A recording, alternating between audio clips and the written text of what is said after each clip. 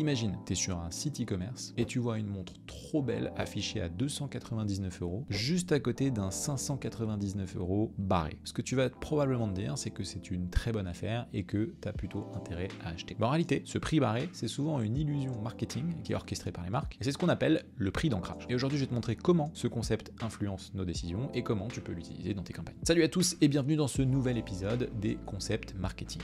Moi, c'est Étienne, je suis le CEO de Rhodes, une agence de publicité spécialisée dans le e-commerce, et dans cette mini-série, je te présente chaque semaine un concept fondamental marketing que tu peux utiliser pour améliorer les performances de tes campagnes. Si ce contenu te plaît, je t'invite à liker la vidéo et à t'abonner à la chaîne, et on est parti pour le concept du jour, le prix d'ancrage. Alors déjà, qu'est-ce que c'est que le prix d'ancrage? En fait, ça fait référence à un biais cognitif qui fait qu'on prend nos décisions basées sur une première information, même si elle est complètement arbitraire. Et en marketing, ce premier point de référence, c'est souvent un prix initial plus élevé qui fait apparaître l'offre comme étant plus intéressante. Par exemple, si tu vois une paire de chaussures à 149 €, mais avec une promo qui l'a fait passer à 99 €, bah ton cerveau il va automatiquement comparer les deux et il va se dire waouh, je fais une économie de 50 €. Et ce principe il repose sur une idée qui est qu'on ne juge jamais un prix de manière isolée, mais toujours par rapport à une référence. Alors pourquoi ça marche? Eh ben, le prix d'ancrage ça fonctionne parce que notre cerveau il aime simplifier les décisions. Donc plutôt que se demander si un produit vaut vraiment son prix, ce qu'on va faire c'est de se fier à un repère qu'on nous a donné et de le comparer. Donc ici le prix barré. Et plus ce prix est haut, plus l'offre va sembler avantageuse. C'est d'ailleurs une technique redoutable en négociation. Il faut toujours démarrer beaucoup plus haut que ce qu'on vise ou beaucoup plus bas en fonction de là où on se situe pour espérer obtenir le bon prix. Et la question c'est comment utiliser le prix d'ancrage dans sa stratégie de marketing ou de e-commerce. Et bien il y a plusieurs manières de le faire. La première c'est d'afficher tout simplement un prix barré ou une réduction importante. Ici l'idée c'est de montrer clairement un prix initial plus élevé. Par exemple si tu vends un prix à 49 €, bah mets un prix initial à 69 € et le contraste va rendre l'offre plus attractive. La deuxième c'est de proposer des produits premium pour ancrer aussi une perception de valeur. Même si tu sais que tes clients vont probablement acheter ton offre standard, bah tu peux proposer une version premium beaucoup plus chère. Par exemple si tu vends des écouteurs à 99 €, bah, tu peux aussi afficher une version haut de gamme à 199 €, ce qui donnera le sentiment sur les écouteurs standards de faire une bonne affaire. La troisième manière de faire, c'est de créer des bundles ou des comparatifs. Donc là, tu peux afficher par exemple des packs avec un prix total barré qui reflète le prix si les articles avaient été achetés séparément versus le prix réduit s'ils sont achetés en pack. Tu peux avoir par exemple valeur totale égale 150 €, prix égale 99 €. Quatrième manière de faire, c'est d'utiliser ce prix d'ancrage directement dans tes publicités avec des visuels par exemple d'avant-après. Tu peux dire avant 199 €, après 129 €, achète maintenant, offre limitée, etc. Et la cinquième, pour donner encore plus de poids à tes réductions, c'est d'ajouter les économies en pourcentage. C'est-à-dire par exemple vous économisez 70 €, ce qui représente moins 35%. Il y a quand même quelques petits pièges qu'il faut éviter, il faut faire attention à ce qu'on fait avec le prix d'ancrage, et notamment il faut éviter de tomber dans les excès. Parce que même si c'est efficace, eh bien ça peut être un petit peu discutable si